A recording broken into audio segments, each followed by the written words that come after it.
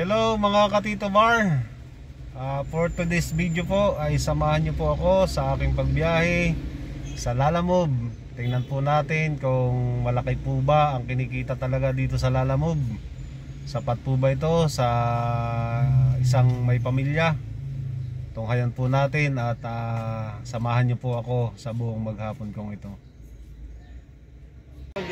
Ito yung mga una kong pick up sa Lalamove, mga car accessories. At nandito na po tayo sa Timog, kung saan i-deliver ko itong mga binok sa akin. Yung problema po, pang-apat pa pala ako dito sa mga nakapila. Dito po ibababa. Ang maganda dito kay Lalamove, kapag ganitong maghihintay ka, may waiting time naman. So antabayan na natin kung ilang oras o ilang minutes tayo maghihintay dito. Ang bayad po nila sa waiting time ay 150 per hour. So kung maka isang oras tayo, kahit na kalahating oras, 150 na rin po yung ibabayad sa akin ni client kung tayo maghihintay ng ganun. At ito naman po yung pangalawa kong pick up. Mga halaman siya at may bato yung mga nasa sako. Yun, Bermuda grass at saka yung halaman na yun. So ang dala ko nito ay Mandaluyong. Dito ko naman po pinick up sa loob ng Circle Memorial dito sa Quezon City. Ang dami pong mga halaman dito. At ang loob nito ay may mga pasyalan. Meron din po mga kainan. May basketball court. Maraming pwedeng gawin dito sa loob na to. Ang ganda ng mga puno.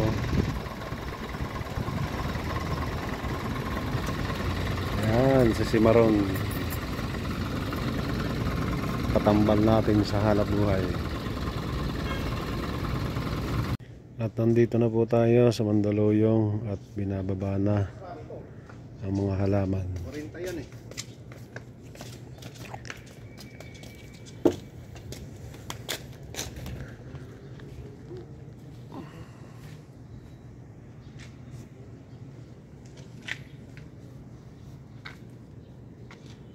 Prenso. Lang marumi ano. Marami.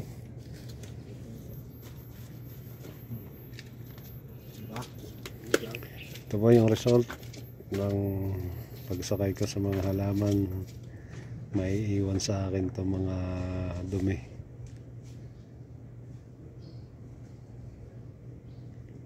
Ganyan talaga, hanap buhay eh. Iba-iba kasi ang sinasakay sa Lalamove. Kaya magpapaad na lang ako ng pampalinis dito. At ito po ang naiwang kalat sa aking sasakyan. Mga lupa at bualaw. Balat ng palay. Bualaw po ang tawag diyan sa amin. So nanghiram ako kay kuya ng walis para walisin ko muna, para hindi naman nakakaya sa susunod na magsasakay. At tayo po yung inabot na ng tanghalian. Isang rice lang po. Kain muna tayo dito sa Silong, Paris. Ano pala yung pangalan nila? Mina Catering. At ang mga ulam dito ay pinili ko ay sisig. May munggo, bangus, chicken, ano to? Marami din pong ulam. May dinakdakan. Bicol Express pala ba? Meron ding pinakbit.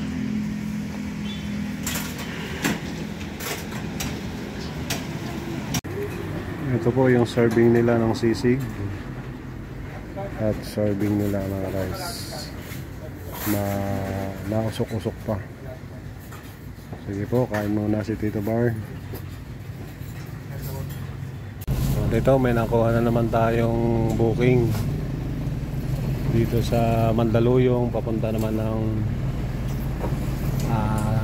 sa may Laloma, malapit lang sa may Banawe. So mga catering services naman to. At dyan po binababa na nila yung kanilang mga gamit. At meron na po uli ako na pick up na isa, malapit lang din dito, hindi ko pa naibaba. May na pick up na agad ako. Yun naman ihatid ko sa Quezon City.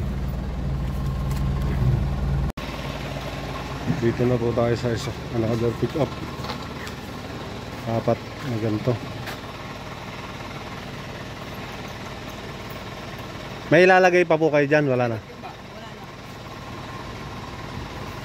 Maliliit lang.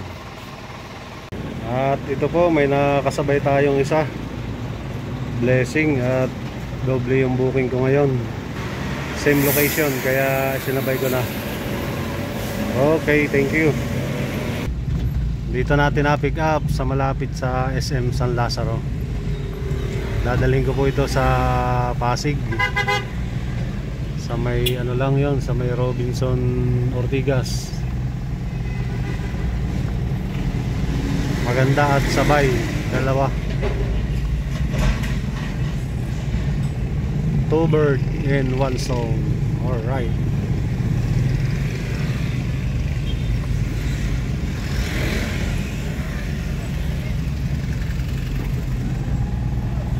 Dito tayo sa kahabaan ng Lacson Avenue. Medyo masikip lang po dito. At traffic.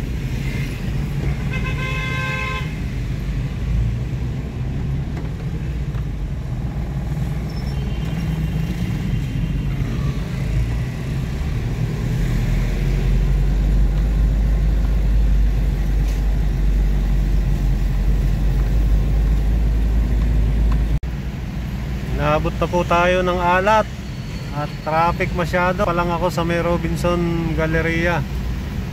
So malapit na din naman yung pagdideliveran ko. Kaso talagang super traffic. Ngayon, kanina pa ako dito. Dapat sana naka-pick up na ulit ako ng iba. At ito na nga po, dumating na ako doon sa isang drop off at binababa na nila yung kanilang pinadeliver. Bagong ano to ginagawa. So kasunod dito, ito naman dito rin lang sa Pasig, kaya naway makakuha pa ako ng isa. Ito Katipunan Avenue na to. Medyo masikip din po ang daloy ng trapiko dito kasi maraming dumadaan dito papuntang Fairview, papuntang Pasig, papuntang Marikina. Dito po lahat. Tapos yung gilid dito ginagawa na rin, mga private property na yan.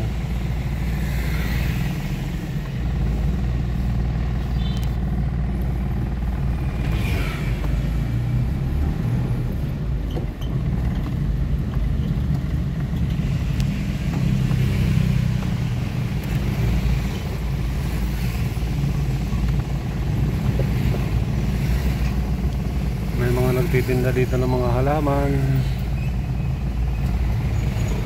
Tapos dito yung mga malalaking ano, magagandang subdivision. Ayan, punong-puno yung kahit yung mga motor sumasalubong na dito sa kabilang lane.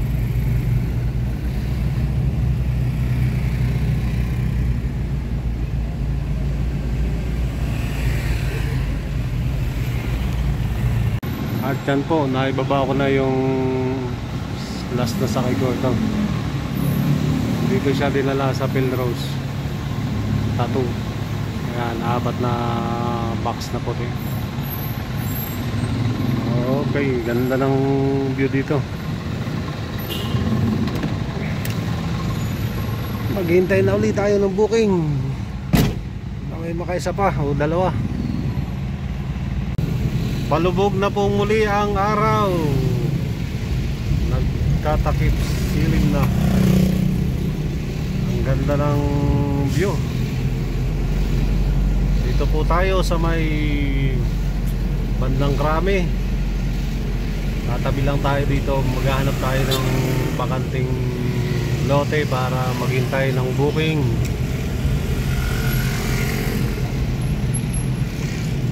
O kaya ikakanan ko muna dito. Maraming merindahan dito. Tingnan natin. May mga parisan dito. Merienda or pwede na rin magparis para nagugutom na si Tito Bar.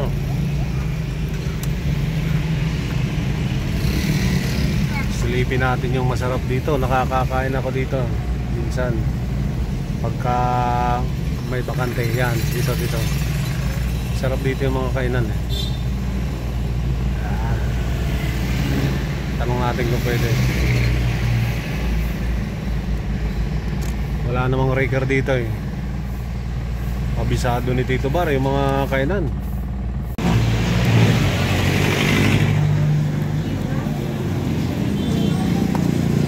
Diyan po nagpahihaw muna si Tito Bar ng pag-ulam. At itikot na rin sa bahay para may makapunan doon. Sarap barbecue dito.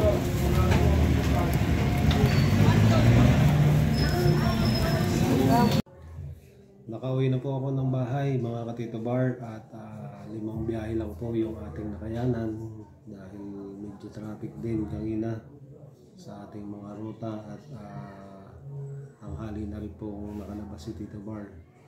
Pero sa biyaya po ng Panginoon ay nakaboundary naman po tayo at okay pa rin po ang biyahe sa Lalamove.